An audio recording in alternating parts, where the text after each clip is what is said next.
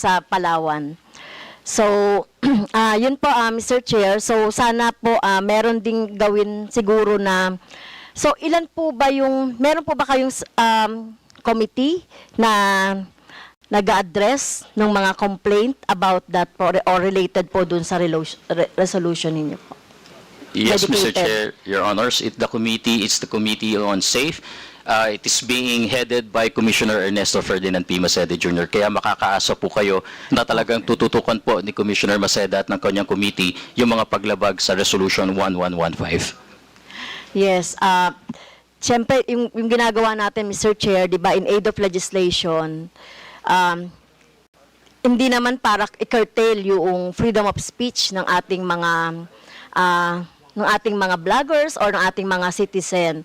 So gusto lang natin na talagang ang lumalabas sa mga social media platform ay yung totoo rin. Kasi worried tayo yung paulit-ulit na nakikita ng mga bata, kasi ang dami nang nanonood or nang gumagamit ng social media.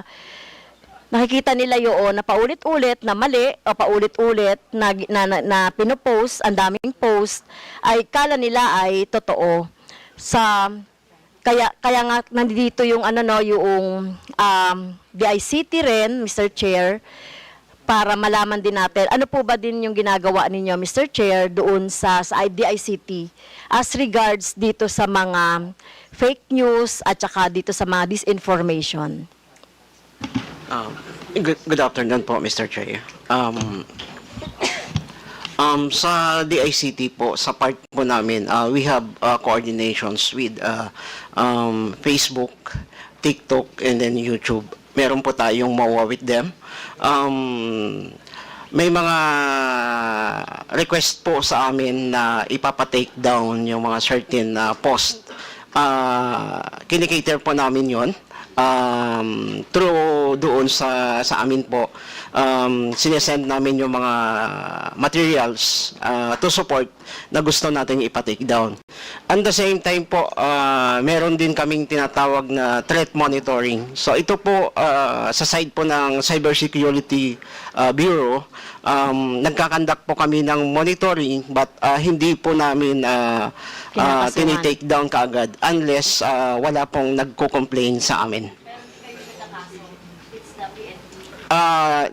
If meron pong cyber crime, pwede pong maging cyber crime yung nirereklamo, ini-endorse po namin yun through PNP, ACG, o doon po sa CICC para po ma-collect lahat ng information.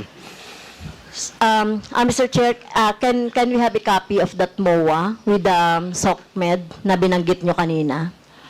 Para makita natin yung scope ng MOA as regards to yung sinasabi nyo, mga fake news or mga disinformation. Can we have that copy? Yes po, Mr. Chair.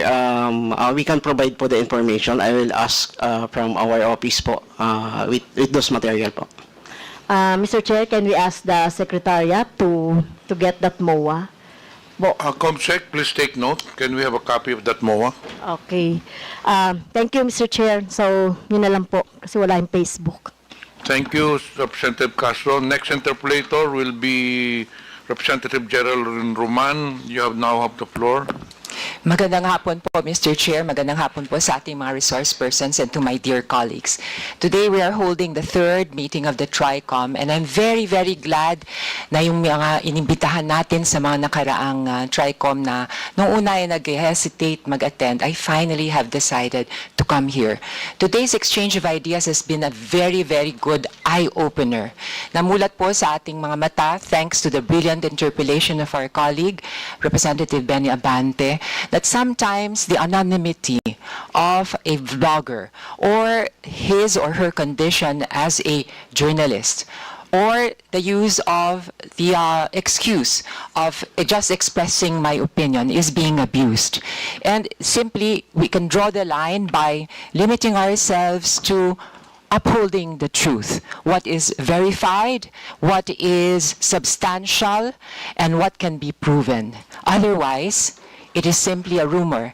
And spreading rumors that have dire consequences on national security and even shaping the opinion of the public is unacceptable. Alam niyo po, ako po, nagbabasa rin ako ng mga articles ni Ms. Grisette Laureta Chu. In fact, I remember way back in 2020, I participated in your very, very good campaign na maglikom po ng material for ating mga frontliners. Sabi ko, she must be a good woman. And sabi ko, she is also a journalist. Sabi ko, that's a magandang combination yon. Kaya nga lang ho, ako naniniwala rin ako after today's exchange and after admission that hindi po nakabase sa katotohanan and you just reflected your opinions that maybe I think you will also agree that we want to level up itong pagko-content creation and that maybe and definitely this kind of content creation should not be tolerated and is unsustainable and is detrimental to our country, to the future generations. And we cannot keep a blind eye sa pangyayaring ito. We must put a stop to it. Naniniwala po ako na sa puso po ng mga content creators na gusto nila sa hanay nila mapabilang ang mga serious content creators. This is the reason why, Mr. Chair, since two TRICOM meetings ago, I have been pushing for self-regulation. Alam nyo, I have an MA in journalism from the University of the Basque Country, and for several years I practiced journalism. And I realize, I'm fully aware of the importance of that basic constitutional right to freedom of expression. But just like any other constitutional right, this is not unlimited. It is the duty of the state always na bantayan ito how we exercise this constitutional right to protect public interest. And I'm fully aware also that in order to reconcile these two concepts, may I ask for a little silence? I'm being distracted. Yes. Mr. Chair. Yes. Can we maintain decorum? Please remain silent when somebody is interpolating. Thank you. Please proceed. I fully realize that in order for the state to exercise its function, to protect public interest while responding and recognizing the basic right to freedom of expression, we always have to look for the least restrictive means. This is the scrutiny test that we as legislators should always apply. And this is the purpose why we in fact have this TRICOM. This is an investigation in aid of legislation. To give you a brief background, and later on I'll be asking some of our resource persons, including the guests who did not attend in previous committee hearings, what their opinion is. I will briefly detail to you what the Digital Council of the Philippines is. Basically, this is a council that hopefully among your ranks you will take the initiative to form. Similar to the Ad Standards Council of the Philippines, similar to the kapisanan ng mga broadcasters ng Filipinas. Now, what is the purpose of this Digital Council of the Philippines? Among yourselves, you should come up with a code of conduct and standards and regulations na galing sa inyo. Wag po galing sa amin. Dahil ako naniniwala ako na bilang mga manunulat, bilang content creators, you would want to uphold what is true. Not necessarily what is beautiful, because sometimes the truth hurts and sometimes the truth is ugly. We recognize that.